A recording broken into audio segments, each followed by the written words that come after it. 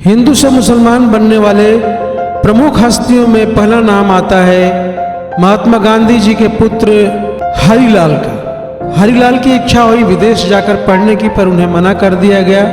अब इस कारण या कोई और भी कारण हो सकता है जिससे उन्होंने मुस्लिम धर्म अपना लिया, इस्लाम धर्म कबूल कर लिया।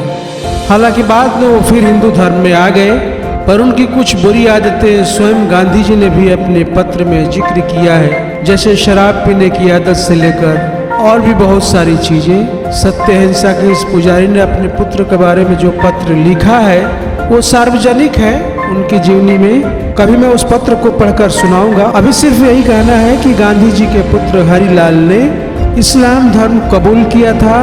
दूसरा नाम आता है मोहम्मद अली जिन्ना का।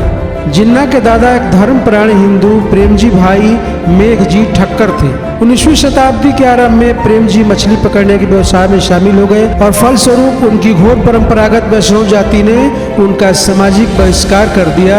इसके बाद उन्होंने मजबूरीवश इस्लाम धर्म धारण कर लिया। इससे वह अपनी जाति से और भी दूर हो गए। परिवार के कुछ लोगों ने उन्हें फिर से समझा बुझाकर हिंदू धर्म में लाने की कोशिश की, लेकिन पुंगापंथी पुजारियों ने उनकी पेश नहीं चलने दी। आखिर प्रेम जी को बाहरी रूप में मुस्लिम होने की कवायद करनी पड़ी। उन्होंने अपने बेटे का नाम झिनिया भाई रखा था, क्योंकि उसका शरीर बिल्कुल हड्डियों के पिंजर जैसा था।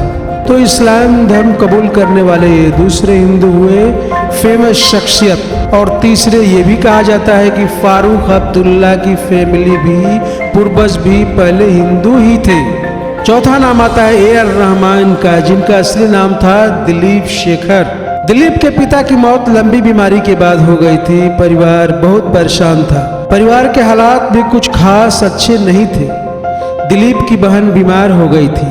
परिवार एक मुस्लिम पीर के पास जाता था। उस पीर ने कुछ ऐसा करिश्मा किया कि बहन की तबीयत ठीक हो गई। बस यहीं पर दिलीप की मां ने सोचा कि उनके मुश्किलों का हल बस इस्लाम में है और उन्होंने इस्लाम कबूल कर लिया।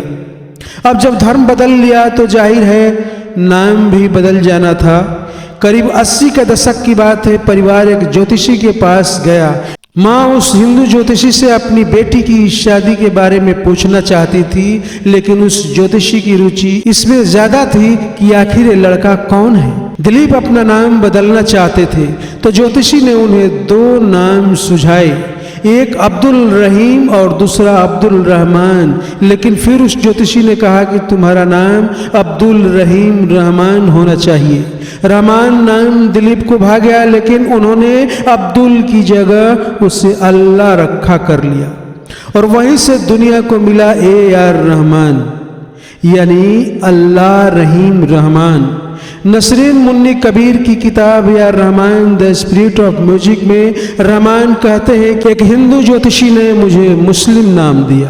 खैर जो भी हो, पर अभी हाल ही के वर्षों में पश्चिमी उत्तर प्रदेश के मेरठ और इसके आसपास के इलाकों में हजारों मुसलमानों ने हिंदू धर्म अपनाया।